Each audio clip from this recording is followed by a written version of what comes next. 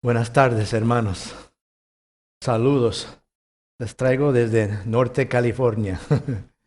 Es una bendición otra vez estar en medio de vosotros y pasar este tiempo. Han sido ya 5 años, hermanos. 5 años. No era el plan de nosotros de tener tanto tiempo, tanto espacio, pero mucho ha ocurrido estos últimos 2 años y nos afectó a nosotros, igual como a ustedes. Y bueno, aquí estoy y estoy feliz de estar en medio de vosotros.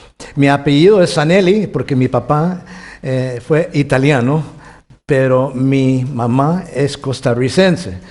Y mi español viene ahí un poco de Costa Rica y un poco de México, porque tenemos muchos mexicanos en la iglesia de nosotros que está en California.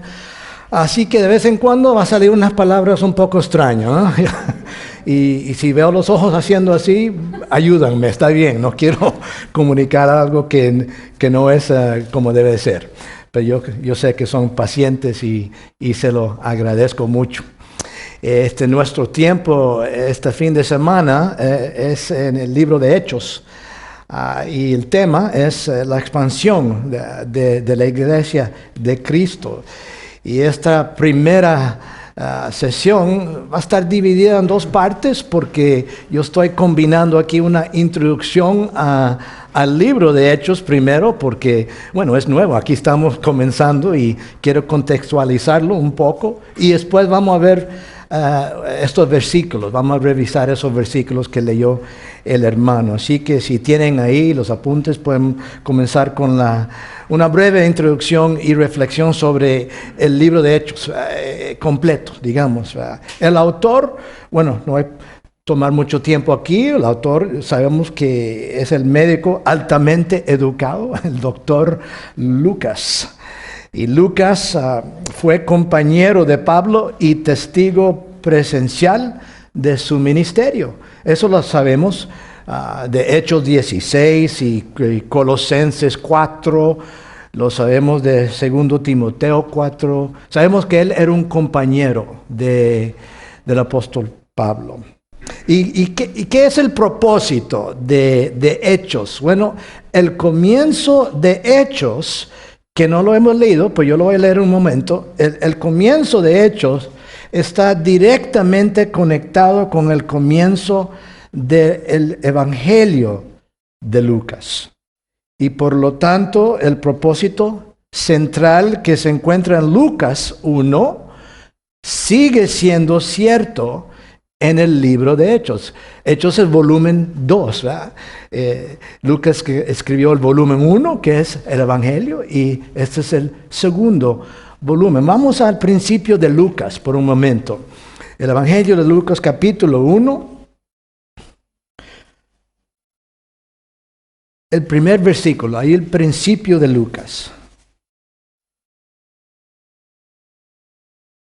Lucas escribe y dice: por cuanto muchos han tratado de compilar una historia de las cosas que entre nosotros son muy ciertas, tal como nos los han transmitido los que desde el principio fueron testigos oculares y ministros de la palabra, también a mí me ha parecido conveniente, después de haberlo investigado todo con diligencia desde el principio, escribírtelas ordenadamente, excelentísimo Teófilo, para que sepas la verdad precisa acerca de las cosas que te han sido enseñadas.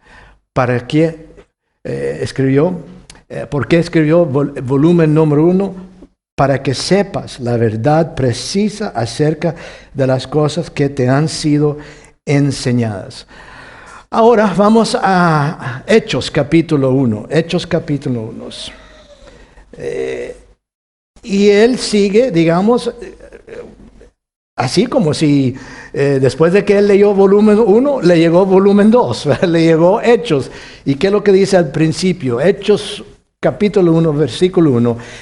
El primer relato que escribí, ¿de qué se refiere eso? Del Evangelio de Lucas. El primer relato que escribí, Teófilo, trató de todo lo que Jesús comenzó a hacer y a enseñar hasta el día en que fue recibido arriba, después de que por el Espíritu Santo había dado instrucciones a los apóstoles que había escogido. A estos también, después de su padecimiento, se presentó vivo con muchas pruebas convincentes, apareciéndoseles durante 40 días y hablándoles de lo concerniente al reino de Dios. Y reuniéndolos les mandó que no salieran de Jerusalén, sino que esperaran la promesa del Padre, la cual les dijo: oísteis de mí. Así que Hechos fue escrito por la misma razón, ¿verdad? Para brindar seguridad a Teófilo y a todos los lectores, y hasta nosotros, de que los eventos de la vida de Jesucristo, volumen 1, el Evangelio, y estos eventos que llamamos los Hechos de los Apóstoles, que todos estos eventos son realmente los actos de Dios y se puede confiar en eso. Vean otra vez el primer versículo. El primer relato que escribí, Teófilo, trató de todo lo que Jesús comenzó a hacer y enseñar. ¿Y qué implica eso? Que lo que está escribiendo ahora es sobre lo que Jesús continuó a hacer. Porque Jesús continúa. Él está vivo. En la primera parte era lo que enseñó mientras estuvo aquí en la carne, y ahora es lo que Jesús continúa a hacer. ¿Me explico? Entonces eso es el propósito, para enseñar que todo y que lo que está en el volumen 1, la vida de Jesús, y todo lo que está aquí en Hechos es la realidad. Y todo surge de Jesús Cristo. Ahora, el mensaje. Se puede resumir el mensaje de este libro de diferentes formas y diferentes comentarios, ¿verdad? Lo van a presentar de una forma u otra. Y yo lo voy a resumir así. De que ese mensaje de Hechos, entonces, es: Dios está cumpliendo su plan de reunir a su pueblo desde los confines de la tierra.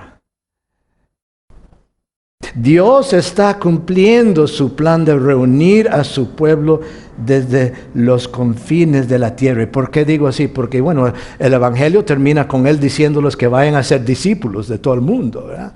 Y así terminan los evangelios. Y ahora aquí, si ven al versículo 8, un buen reconocido versículo, Él dijo: recibiréis poder cuando el Espíritu Santo venga sobre vosotros, y me seréis testigos en Jerusalén, en toda Judea y Samaria, y hasta los confines de la tierra. Así que, ¿qué es el mensaje de Hechos? Bueno, se puede resumir así: Dios está cumpliendo su plan de reunir a su pueblo desde los confines de la tierra. ¿Y cómo lo hace? Lo hace a través de 4 vehículos. 4 vehículos que están muy conectados. A través primero de sus apóstoles escogidos. Y por eso lo llamamos los Hechos de los Apóstoles. Ahí en versículo 2, hasta el día en que fue recibido arriba, después de que por el Espíritu Santo había dado instrucciones a los apóstoles que había escogido. Y Hechos demuestra eso. Así que el primer vehículo es a través de sus apóstoles escogidos. Segundo, a través de su palabra predicada. A través de su palabra predicada. Versículo 2, otra vez, Él dijo ahí que le dio instrucciones a ellos. ¿Y qué es lo que iban a hacer ellos? Ellos iban a predicar, iban a ser testigos. Versículo 8, que seréis testigos en Jerusalén. ¿Y cómo van a ser testigos? Bueno, predicando, ¿verdad? Dando testimonio de la vida de Jesús y del Evangelio. Así que Dios está cumpliendo su plan a través de los apóstoles escogidos, a través de su palabra predicada por los apóstoles, y 3, a través de su Espíritu prometido. Su Espíritu prometido. En versículo 4 le digo que esperan la promesa del Padre. Y después ahí en versículo 8, recibiréis poder cuando el Espíritu Santo venga sobre vosotros, que ocurrió en el día de Pentecostés, ¿verdad? En capítulo 2. Pero, ¿para qué van a recibir el Espíritu Santo? Va a venir sobre vosotros y me seréis testigos. Por eso viene el Espíritu Santo, para empoderarlos como testigos. Así que Dios está cumpliendo su plan a través de sus apóstoles escogidos, a través de su palabra predicada, a través de su Espíritu prometido que empoderó a los apóstoles y también empodera a la palabra de Dios hasta hoy en día. Y 4, a través de su Hijo exaltado. Es decir, ¿de dónde vino la autoridad para hacer todo esto? Viene del que está a la mano diestra del Todopoderoso Dios. Amén. De ahí viene. A través de su Hijo exaltado. El evento central de capítulo 1 es que la ascensión del Señor Jesucristo. Versículo 9. Después de haber dicho estas cosas, fue elevado mientras ellos miraban. Él está todavía elevado y está a la mano diestra de Dios Todopoderoso. En capítulo 2, versículos 36, Pedro está predicando y él dice, sepa pues con certeza toda la casa de Israel que a este Jesús, a quien vosotros crucificasteis, Dios le ha hecho Señor y Cristo. ¿Quién es Jesús? Él es Señor y es Cristo, es Mesías. Él está a la mano derecha de Dios Todopoderoso. Amén. ¿Y qué dijo Jesús a los discípulos? En Mateo 28 lo conocemos bien, versículo 18. Toda autoridad me ha sido dada en el cielo y en la tierra. Fue dado a él como el Hijo, pero cuando llegó a la mano diestra del Padre, en ese momento se le entregó en una forma que experimentó él, y la evidencia de eso es que derramó el Espíritu en el día de Pentecostés. Entonces ese es el mensaje. Se puede resumir de esa forma. Dios está cumpliendo su plan de redención, ¿verdad? Desde el principio, antes de la fundación del mundo. Dios está cumpliendo su plan de reunir a su pueblo desde los confines de la tierra, a través de los apóstoles, a través de su palabra predicada, a través de su Espíritu prometido, a través de su Hijo exaltado. Llamamos los hechos de los apóstoles. Pues puede ser los hechos de los apóstoles por medio de la palabra predicada, empoderado del Espíritu Santo por medio de la autoridad del Hijo exaltado. Esos son los hechos. Y eso es lo que tenemos aquí en este gran libro. La estructura de este libro, bueno, no vamos a estudiarlo completo, ¿verdad? Pero solo para darte unos puntos aquí, la estructura de esta narración, ¿verdad?, de la iglesia. Bueno, muchos apuntan a versículo 8. Versículo 8. Pero recibiréis poder cuando el Espíritu Santo venga sobre vosotros, y me seréis testigos en Jerusalén, en toda Judea y Samaria y hasta los confines de la tierra. Eso es un indicador estructural, digamos, geográfico. Es decir, usted puede estudiar el libro de Hechos y seguir esa línea, ¿verdad? Ese desarrollo. ¿Comienza dónde? En Jerusalén. De Jerusalén siga ¿a dónde? Me pueden contestar. ¿Sigue a dónde? De Jerusalén va a Judea, y de Judea a Samaria y hasta los confines de la tierra. ¿Y qué es eso? Bueno, llegamos al fin. Y Pablo, ¿dónde está Pablo? Pablo está en el corazón del imperio, se dice Roma, ¿verdad? Ahí está él predicando la palabra. Entonces, se puede ver la estructura del libro así, como va avanzando la palabra y creciendo. Pero Lucas también usa una herramienta literaria común en ese tiempo, que es resumen de declaraciones. Resumen de declaraciones. Él explica lo que ocurrió por un tiempo, después introduce ahí un resumen de declaraciones. Y hay 1, 2, 3, 4, 5 de esos en el libro de Hechos. Y vamos a verlos aquí. El primero es capítulo 6, versículo 7. Capítulo 6, versículo 7. Bueno, mucho ha ocurrido ya cuando llegamos a capítulo 6, ¿verdad? Ya brinqué mucho. Capítulo 12 es que el día de Pentecostés, el don del Espíritu Santo. Después, ¿qué ocurre? Pedro predica, está lleno del Espíritu y predica el Evangelio. 3,000 se salvan y entran en la iglesia. Después eso ocurre otra vez y después están arrestados, lo llevaron a la prisión, etc. Y después hubo un milagro cuando el Señor sanó a un cojo. Bueno, llegamos ahora a este punto y estamos en capítulo 6. Mucho ha ocurrido y vea lo que dice Lucas, el primer resumen. Él dice, versículo 7, capítulo 6, y la palabra de Dios crecía y el número de los discípulos se multiplicaba en gran manera en Jerusalén y muchos de los sacerdotes obedecían a la fe. Ahí está su primer punto. Ahí está su primer, digamos, marcador estructural y organizativo, si puedo decirlo así. El primero. Ahora el segundo, capítulo 12. Bueno, otra vez mucho ocurrió después del capítulo 6 hasta capítulo 12. Cuando llegamos aquí ya Pablo ha sido salvado. Y mucho ha ocurrido. Llegamos a capítulo 12, versículo 24. Dice ahí, pero la palabra del Señor crecía y se multiplicaba. La palabra de Dios crecía y se multiplicaba. Ahora vamos al tercero, capítulo 13.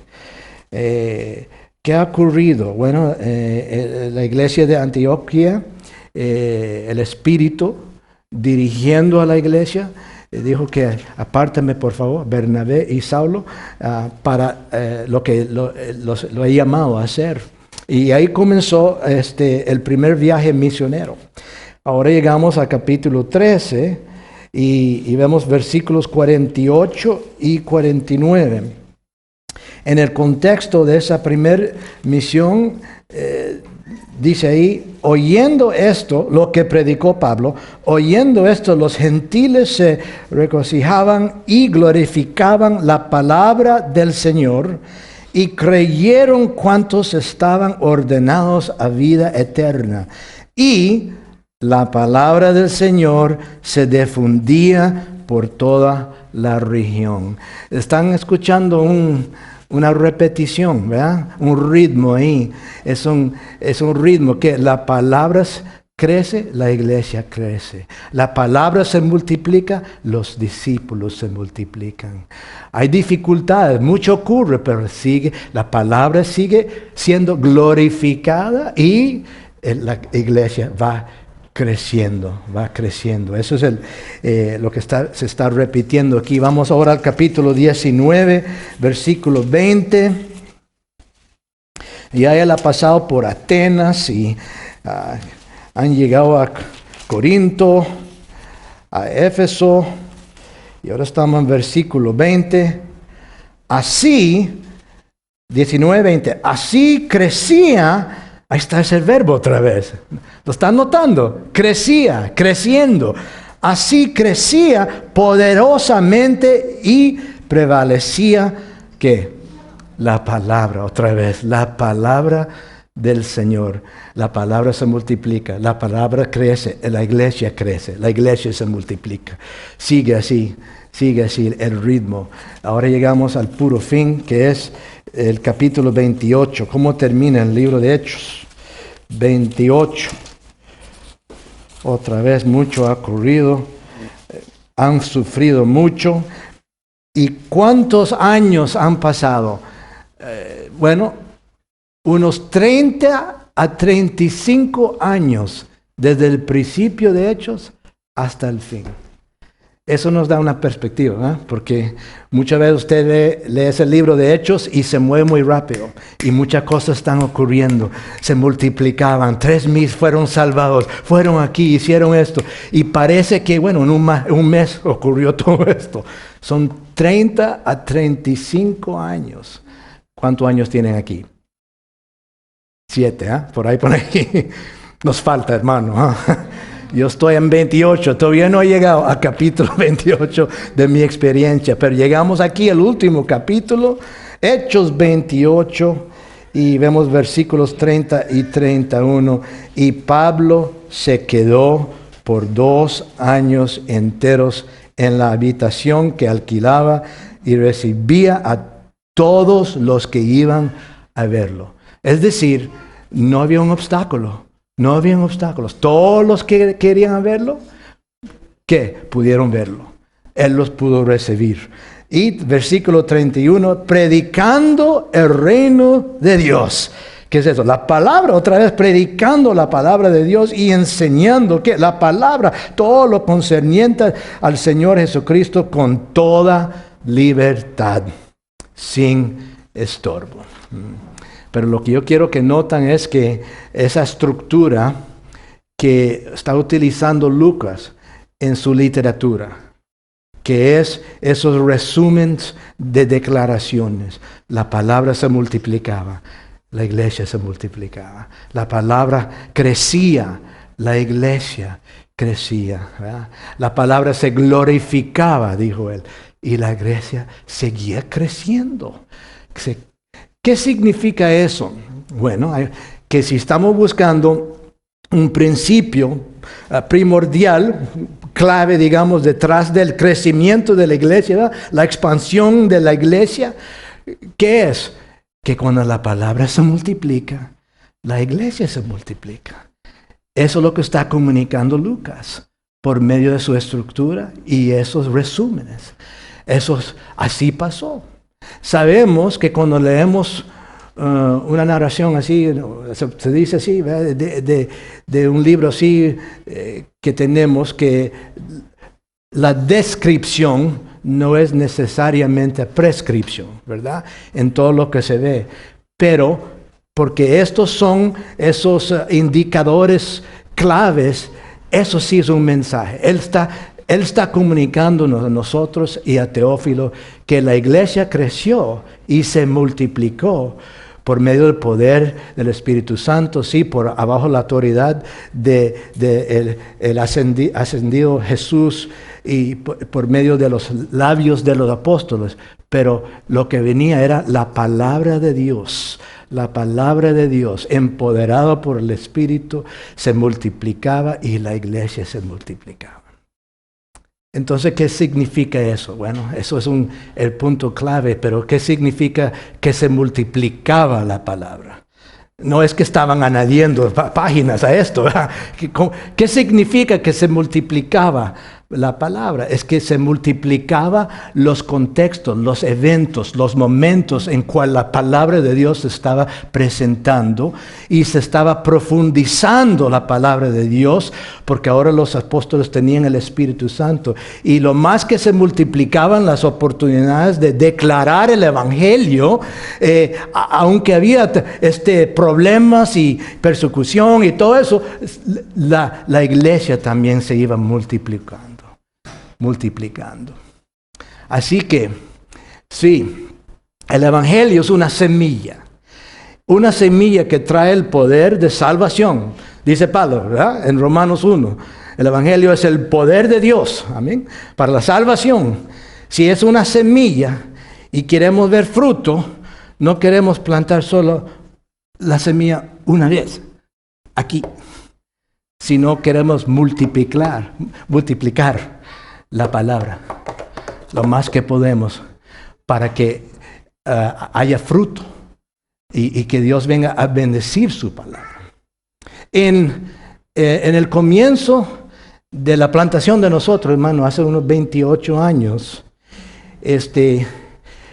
comenzando como una iglesia, plantando con un grupo pequeño, es necesario, especialmente al principio, de multiplicar la palabra lo más que es posible.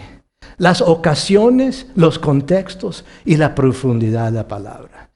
Entonces, yo predicaba los domingos en la mañana, también enseñaba en una escuela dominical. También nos reuníamos el domingo en la noche para orar sobre el crecimiento de la iglesia. Y también los martes tenía un discipulado de la palabra. Y también íbamos a alcanzar el pueblo. ¿Qué estábamos haciendo? Multiplicando la palabra. La palabra se multiplica y la iglesia se multiplica. Es básico, ¿no? Si viene el crecimiento de una semilla que tiene el poder de salvación, hay que tirar la semilla, hay que plantarla lo más que podemos para ver fruto. Y Lucas nos está diciendo que así fue. 6 veces se multiplicó la palabra, se multiplicó la iglesia. No habían trucos, no habían shows, no tenían tecnología, no tenían medios sociales o redes sociales, nada de eso. ¿Qué tenían? La palabra. Amén. ¿Me explico, verdad? ¿Ves? ¿Español está ok? Vale, ok. Bueno, pero mira, en Hechos tampoco no hay un falso triunfalismo. Ya te dije, 35 años duró todo esto. Y la noticia se difundió y creció frente a una gran hostilidad. Usted la conoce, ¿eh? Frente a una gran hostilidad. Y nosotros deberíamos esperar lo mismo, ¿no? En nuestro tiempo aquí. Pablo dice en 14:22, aquí en Hechos, él dice que a través de muchas tribulaciones entramos el reino de Dios. ¿Eh? Y él dijo ahí también, es necesario. Así comenzó. Es necesario que a través de muchas tribulaciones entremos al reino de Dios. Bueno, entonces hay una conexión muy fuerte, ¿verdad? ¿Entre qué? Entre la palabra de Dios y el crecimiento de una iglesia. Yo sé que aquí han estado bien enseñados por el hermano y otros que enseñan. Hay que seguir en ese camino. No hay un truco, ¿verdad? Que nos falta algo más que la palabra. Solamente hay que multiplicar la palabra para tener más oportunidades. Comenzando a la iglesia donde estamos, hace 28 años, que eran con 7 familias, ¿verdad? Y casi todos tenían el apellido Sanelli, yo creo que algo así, ¿verdad? Comenzamos la iglesia, algo parecido al mío, ¿verdad?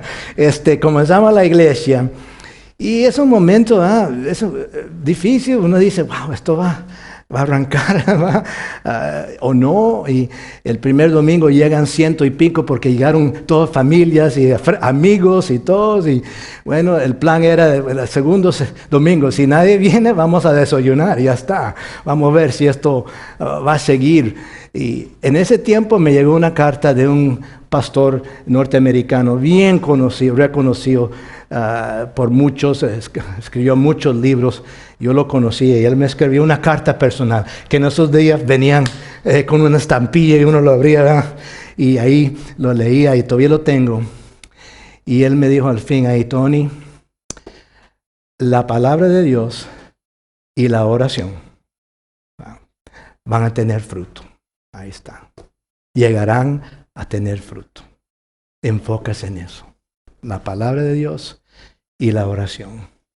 Bueno, ahí hemos estado, 28 años. Y eso es lo que hemos visto, el fruto. Y esperamos lo mismo aquí. Y yo sé que usted lo desea, ¿verdad? Amén. Bueno, eso es la introducción, 1B. Ahora vamos para adelante. Vamos a seguir a lo que leyó el hermano, a ponerle atención a esos versículos. Versículos 12 a 26. Versículo 12 a 26. Una buena pregunta para hacer al estudiar la Biblia es esta: ¿por qué el autor incluyó este material en este punto? ¿Por qué está ahí? ¿Cuál era su línea de razonamiento? Esto puede ser difícil. Es difícil en una narración porque es una historia selectiva, ¿verdad?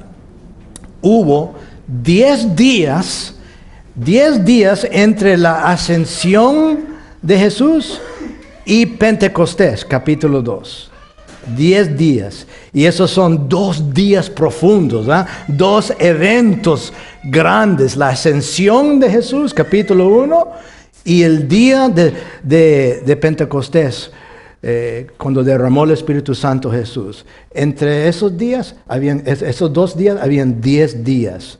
10 días. ¿Por qué Lucas solo registra esto? Seguro ocurrió muchas cosas en esos 10 días, pero solo registra esto. Ese evento que leyó el hermano. Algunos creen que eso fue para certificar a los apóstoles, para probar que eran dignos de confianza. Y puede ser en parte eso, puede ser, pero sugiero yo que Lucas quiere que Teófilo y sus lectores y usted y yo sepan y vean cómo Jesús, que ahora está en el cielo, ahora continúa cuidando de su iglesia. Y como la iglesia comenzó a relacionarse con Jesús ascendido, porque eso fue muy diferente para los apóstoles. Lo tenían a la par por 3 años, pero ahora está en el cielo. Estos son los 2 lados de una relación, ¿verdad? ¿Me explico?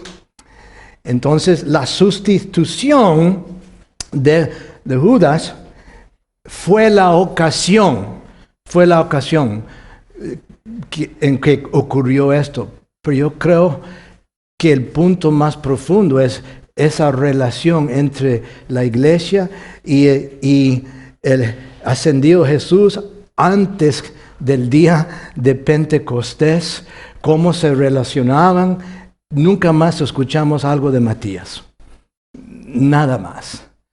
Pero sí vamos viendo cómo la iglesia sigue relacionándose con el Señor ya que está Él en el cielo, ¿verdad? Jesús se ha ido para ellos. El Mesías ha ascendido. Él es ahora, ¿quién? El Rey, el Señor, el Rey coronado en el cielo de Salmo 2, de Salmo 110, ¿verdad? A la mano diestra de Dios Todopoderoso está Él. Pero el enfoque, si usted va viendo lo que pasa aquí en ese evento, el enfoque no está en su ausencia o inactividad. Más bien el enfoque está en cómo el Rey Jesús continúa sirviendo y cuidando a la iglesia, su pueblo, en esta era de la misión del Evangelio, en la era en que tú y yo todavía vivimos. Aunque nosotros vivimos del otro lado del capítulo 2, ya hemos recibido el Espíritu Santo, pero entonces eso solo magnifica o va a ampliar esta relación que tuvieron ellos con el Señor Jesucristo. Es algo que tenemos que entender porque es así como Él continúa trabajando hoy. Y de otras formas, pero yo solo quiero enseñarles aquí, de este contexto, 3 maneras en que el ascendido Jesús continúa su obra con el pueblo de Él. Bien, el primero. El Jesús ascendido responde a la oración colectiva decidida. Jesús ascendió responde a la oración colectiva decidida. Eso sale de versículos 12 a 14. Y versículo 14 es el versículo clave en esta sección. Y dice él, todos estos estaban unánimes, entregados de continuo a la oración, junto con las mujeres y con María, la madre de Jesús, y con los hermanos de él. Ve ahí primero la manera de su oración. Era que oraron con unanimidad, ¿verdad? Unánimes. Y ese término a veces se traduce juntos. El significado literal de esa palabra es con una mente o pasión. Ellos oraban juntos. Cuando Jesús se fue y ya no lo veían, oraban juntos con una mente y con un pasión. Eso lo vemos, por ejemplo, en los aficionados de un equipo de fútbol. Juntos, ¿verdad? Juntos con una mente y pasión, que llevan ¿qué? El mismo color. ¿Qué es el color de Betis? ¿Qué es el color? Ok. Usted ve el estadio lleno y que está lleno de un color, y también el canto unísono. Seguro tienen un canto, ¿no? Claro que sí, tienen que tener un canto. Ellos estaban orando con esa misma pasión, digamos. Una pasión que vemos para fútbol, béisbol, básquetbol. Una unanimidad, juntos, atrás de algo, una misión. Eso debe reflejar la manera en que nosotros como iglesia oramos. Es que tenemos una pasión, una mente, unidos, orando, ¿verdad? Para el mismo objetivo, juntos. Eso es lo primero, la manera.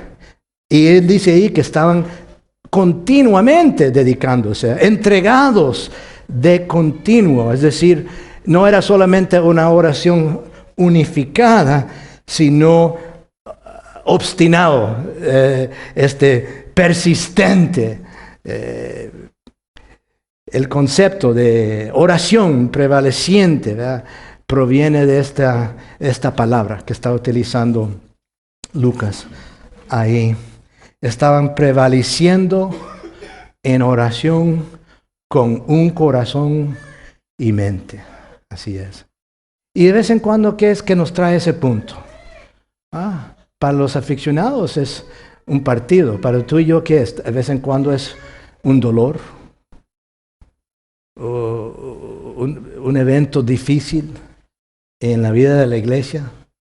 Y eso nos reúne, ¿verdad?, a orar, a tener una mente y un corazón. Bueno, yo sé que me han dicho los hermanos y hemos hablado que pronto aquí van a enfrentar una situación, ¿no? Van a tener que mudarse de este lugar. Y qué es lo que viene, solo el Señor sabe en este punto.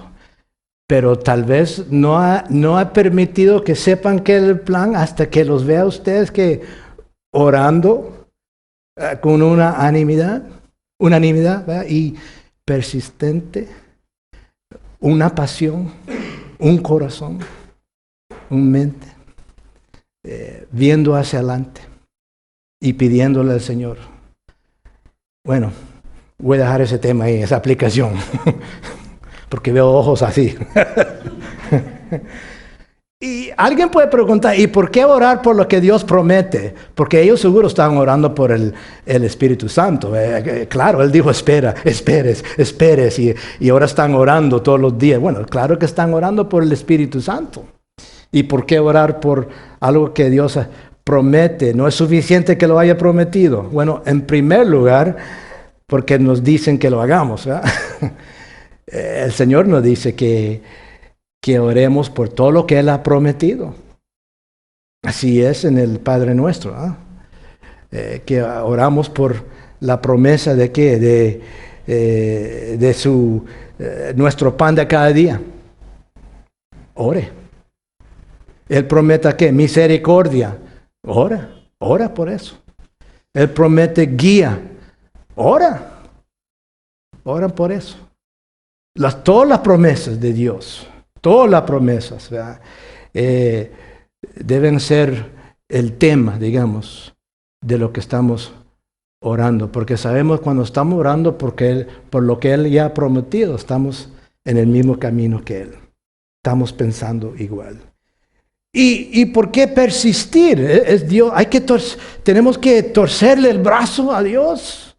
No persistimos, no porque Dios sea así, sino porque la oración nos prepara a nosotros.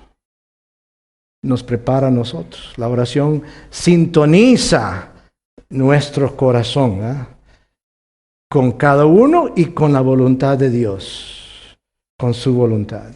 A medida que persistimos en la oración, empezamos a querer lo que Dios quiere, desear lo que Dios desea, y nos vamos uniendo.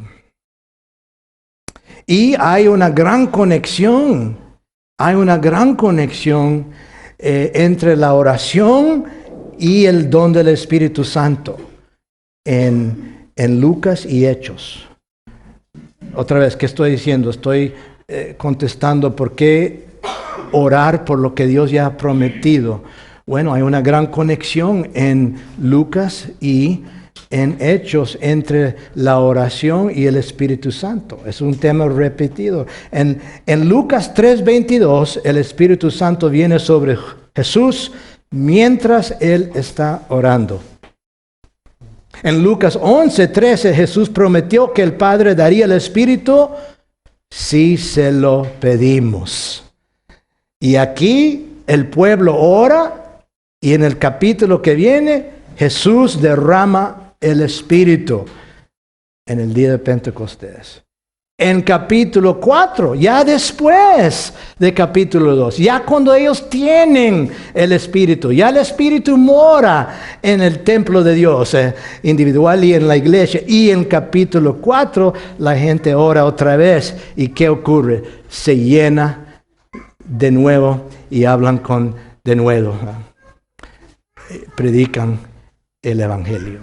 Hay una gran conexión entre la oración unida y el don del Espíritu Santo. Antes de Pentecostés y después de Pentecostés. Ahí está. Así que el Jesús ascendido, que está vivo, escuchó y respondió.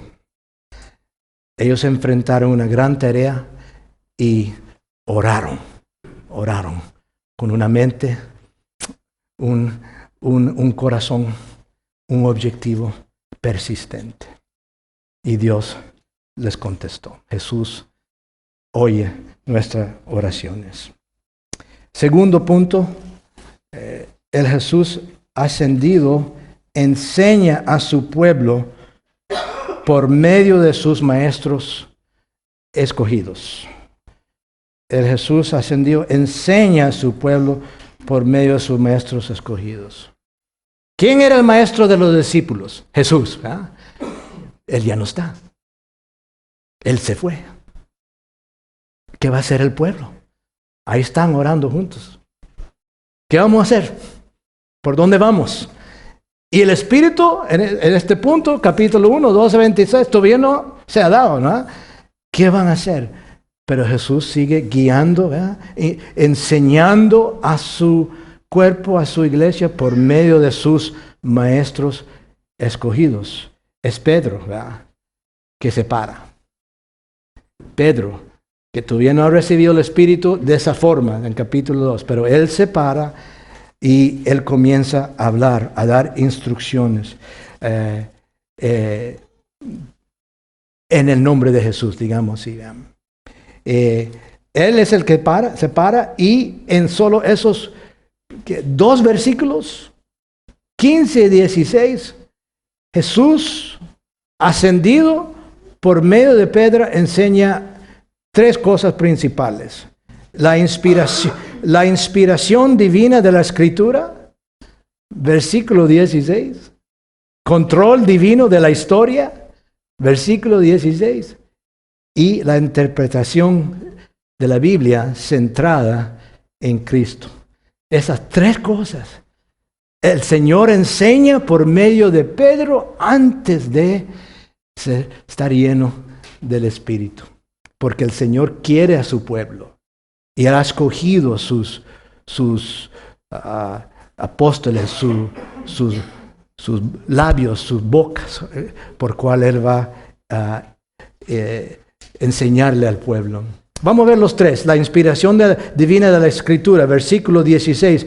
Él dice, hermanos, tenía que cumplirse la Escritura en que por boca de David, ¿quién lo escribió? David, el Espíritu Santo predijo acerca de Judas. El Espíritu, dice él.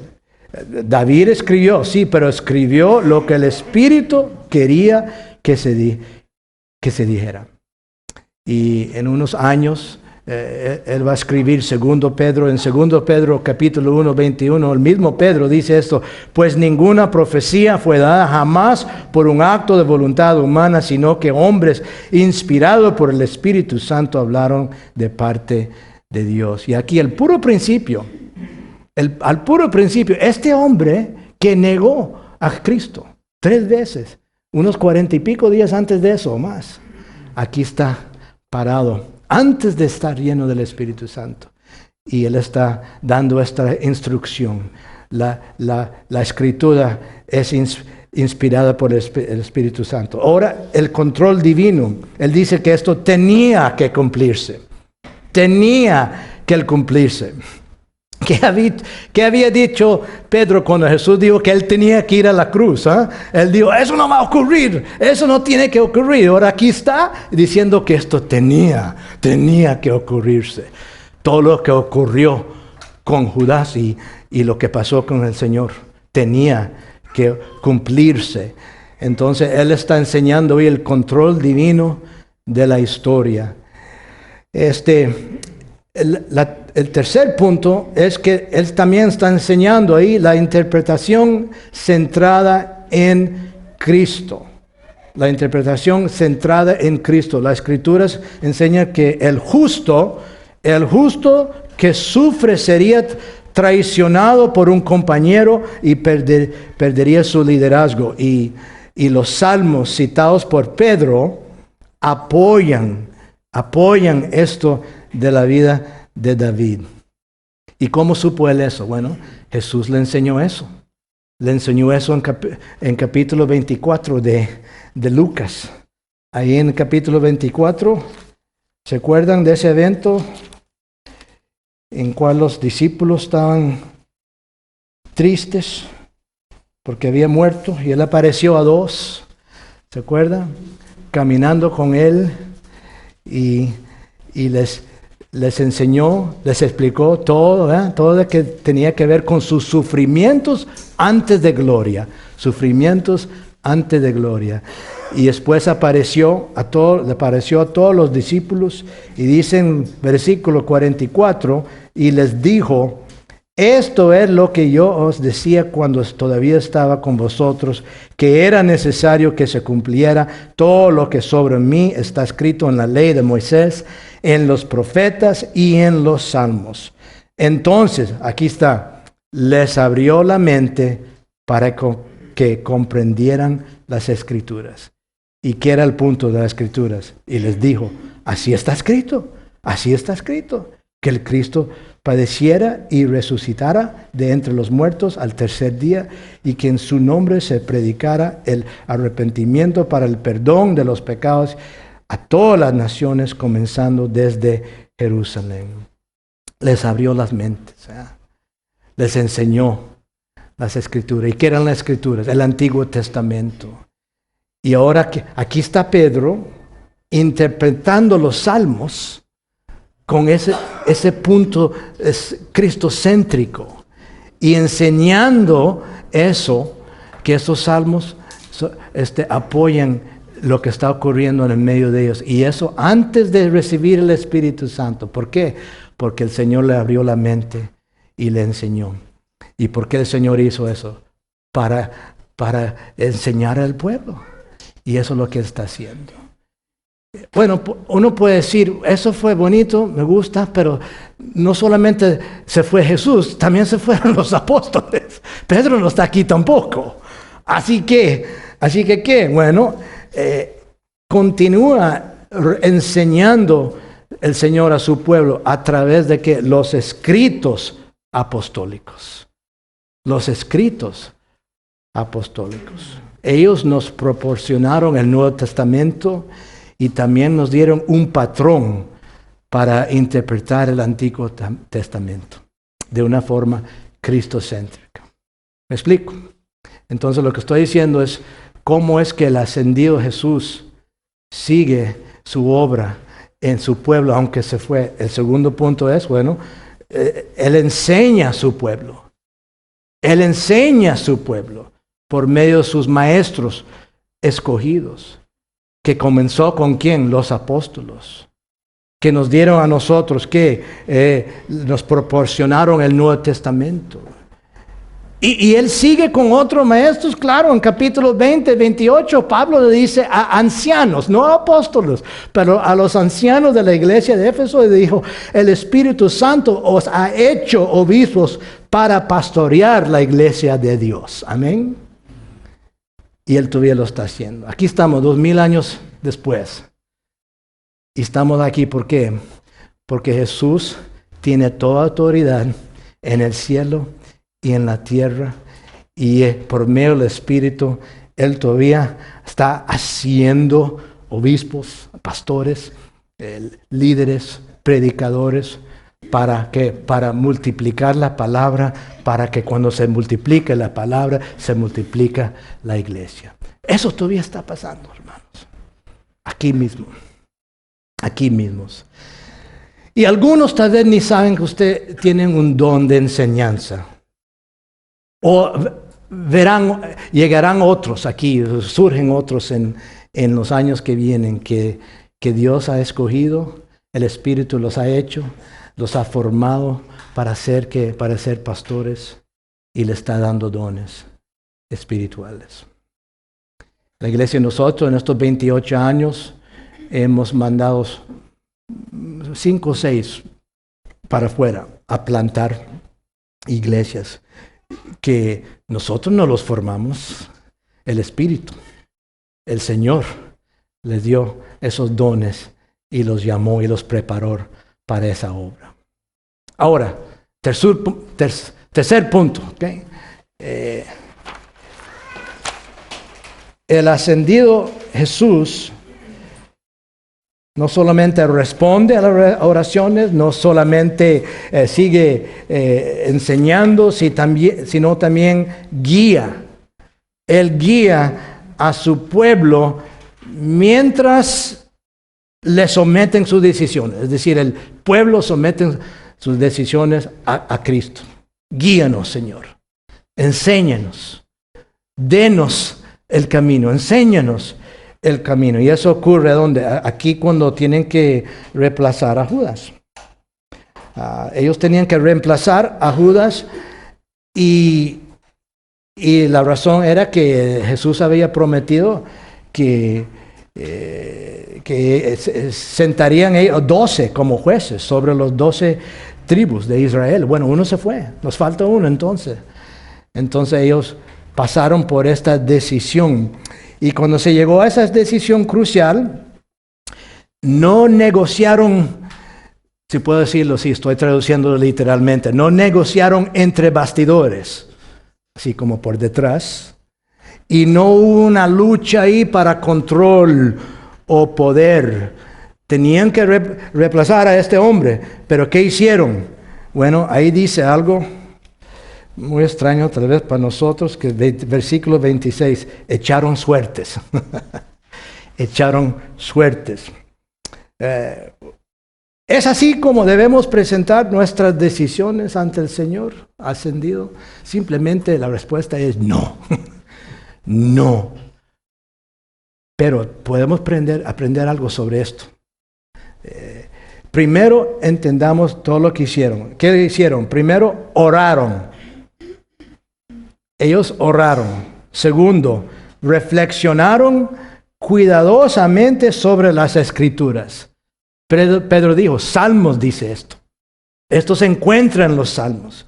Entonces se reflexionaron cuidadosamente sobre las Escrituras y después enumeraron las calificaciones espirituales que salen de las Escrituras, versículo 21.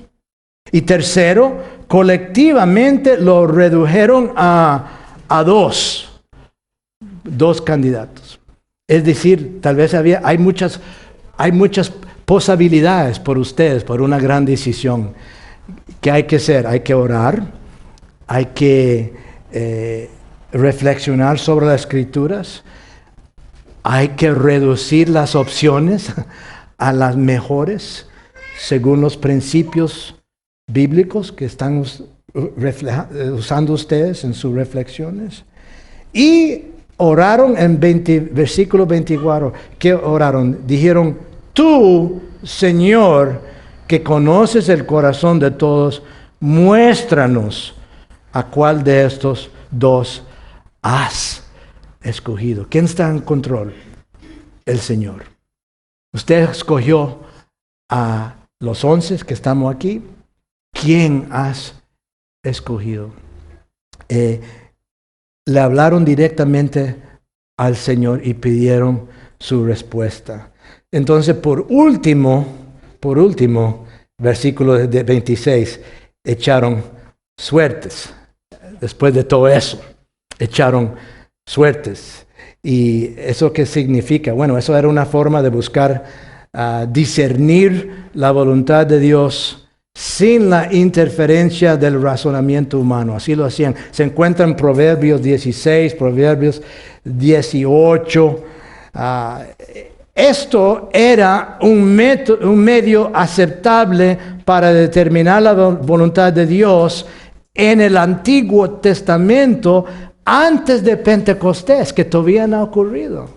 Después de capítulo 2, en Hechos, nunca se escucha algo otra vez sobre eso, sobre este método. ¿Por qué? Porque ahora el Espíritu guía por medio de la palabra de Dios, no por echando suerte, sino por la palabra de Dios. El Espíritu va guiando la iglesia y todavía está guiando la iglesia, hermanos. Es nuestra responsabilidad, es su responsabilidad de vosotros buscar su guía. Buscar su guía.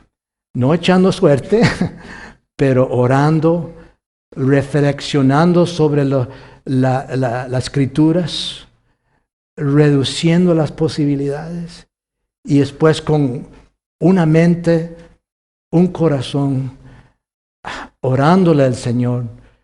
Enséñanos, guíanos, Señor, en este momento.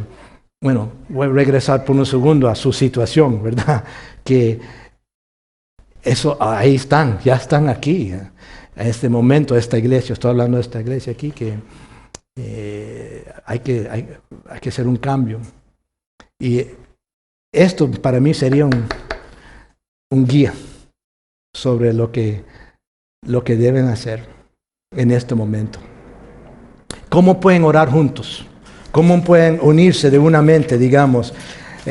Tienen que buscar esa forma, una forma práctica, porque Él escucha y responde todavía nuestras oraciones. Él nos enseña a través de su palabra por sus maestros escogidos. Y Él todavía nos guía cuando sometemos nuestras decisiones a su voluntad. En el primer año de la plantación de nuestra iglesia, inmediatamente me llegó a mí una oportunidad. Unos hermanos de una iglesia que estaba ahí cerca donde estamos plantando, que tenían un edificio, como decía, me dicen mi familia italiana, así, un bello edificio de iglesia, un templo, y un lote grandísimo, parqueo suficiente, en una zona muy caro. Y ellos me llamaron y me dijeron, mira, yo sé que escuchamos que estás plantando una iglesia aquí. ¿Qué piensas que nos unimos? Y aquí tienes un edificio, tienes un templo, usted tiene a las personas, nosotros estamos ya solo a unos 12 personas después de tantos años. Pero ellos no entendían el Evangelio del mismo perspectiva de nosotros. Y para mí eso fue un examen, ¿verdad? ¿Qué es más importante? ¿El Evangelio o un edificio? Entonces dijimos, si no pueden ustedes aceptar el Evangelio de doctrina de la iglesia, nosotros no podemos hacer esto. Bueno, pasamos ahí lo dejamos. Un año después de que comenzó la iglesia, me llegó otro pastor y él dijo, hermano, la misma cosa, yo sé que estás plantando aquí y yo estoy aquí bien cerca de donde usted está plantando, y yo estaba enseñando en lo que llamamos nosotros una academia, un instituto bíblico que teníamos muchas iglesias, y estamos utilizando el edificio de este pastor, aunque él no estaba participando en la escuela, pero estábamos usando el edificio de él, y yo iba ahí todas las semanas enseñando griego del Nuevo Testamento. Entonces él me dijo, sabemos que estás plantando aquí, y mira, mi esposa está muy enferma, y vivimos aquí de 1 hora y media de aquí, y yo no creo que puedo seguir. ¿Qué crees que podemos, otra vez, podemos combinarnos, ¿verdad? Combinarnos aquí? Y otra vez, que es cómo ven usted la doctrina del Evangelio. Pero en esta ocasión, él estaba abierto y los otros no. Y él dijo, vamos a reunirnos, hablamos sobre la doctrina. Duramos 10 meses hablando, comunicando. Y al fin, él se sentó, y todos los ancianos de ahí, algunos se fueron porque no aceptaron la doctrina del Evangelio, pero él se sentó y dijo, aquí están las llaves. Vengan a predicar el Evangelio como lo has explicado. Y hemos estado ahí desde ese día. Pero viene más, un ejemplo más. Después de 10 años de multiplicar la palabra, multiplicando y creciendo, multiplicando y creciendo, 10 años después se llenó, teníamos que tener 2 servicios y había que construir algo, porque no pudimos comprar algo afuera de eso. El costo es astronómico, ahí en Norte California, en la bahía de San Francisco. No había oportunidad, entonces había que tumbar parte de lo que teníamos y construir algo de nuevo, un templo de nuevo, pero eso también era, hace unos 15 años ya o más, iba a ser mucho. Entonces, ¿qué hicimos? Bueno, nos unimos de una mente, oramos con una mente, un propósito, reducimos las posibilidades, investigamos por muchos meses y llegamos a la conclusión que hay que construir de nuevo. No tenemos lo necesario, pero se lo vamos a pedir a Él, ¿verdad? Dios, guíenos. ¿Cómo hacemos? Se me entró una idea, y que de vez en cuando es muy peligroso esto, ¿verdad? ¿De dónde vino esa idea? Me entró una idea hablar con los ancianos y decirle esto: mira, no queremos tratar de levantar fondos de una forma que es muy popular y es como torcerle los brazos, ¿verdad?, al pueblo. Hagámoslo así. Vamos a ir a la iglesia y decirles a ellos que, ¿por qué usted no puede en este punto hablar al Señor? Todos vamos a hacerlo y decidir esto: que si Él te entrega a usted, que si Él te da a usted en el año que viene algo que usted no tiene ahora, algo que ni se imaginaba que te iba a dar el Señor a usted, el extra, digamos, que ya hoy en día usted va a hacer un compromiso que eso lo va a entregar a Dios para la construcción de un edificio nuevo. Bueno, todos decían, me parece bien, no estoy haciendo un compromiso de lo que tengo, sino de lo que Dios me va a dar. Vamos a ver qué Dios nos da. Bueno, ahí comenzó, ¿verdad? El año comenzó, unos meses pasaron, llegaban $1,000, $100, $500, hasta que llegó un hombre, hermano de la iglesia, y me tocó la puerta. Pastor, tengo que hablar contigo hoy mismo. Ok, pásale, entre. Bueno, dijo él, yo hice lo que dijiste y hemos estado orando. Y no sé dónde salió esto, pero mi trabajo que tenía yo anterior, habían depositado esto en un banco, no sé ni cómo lo explicó, y dijo él, mira, me llegó más de $1,000,000. Y yo se lo prometí. Así que aquí está un cheque de $1,000,000. Y me lo dio. Y en ese momento comenzamos la construcción. El Señor nos guió y proveó lo necesario. Y terminó la construcción del templo y era más de casi $1,500,000, pero todo llegó al fin del año y medio que duramos con la construcción. Y cuando abrimos el edificio nuevo, el pastor que me había dado la llave hace unos 10 años estuvo ahí. Todos estuvimos juntos. Y no teníamos ni un centavo de deuda en ese momento. Gloria a Dios. Amén. Él, hermanos y hermanas, mire, Él es el Señor soberano, a la mano diestra de Dios Todopoderoso. Él escucha sus oraciones. Él sabe sus tribulaciones. Él conoce sus situaciones. Él nos guía. Él nos guía por su palabra, por sus maestros, por sus principios. Y Él puede contestar las oraciones. Como dice, le gustaba predicar Spurgeon, abre la boca, dijo él. Abre la boca, pero bien abierta, para que el Señor la llene. La llene como una mamá, como un bebé. Abren la boca. Ahí terminamos. Gracias, hermano.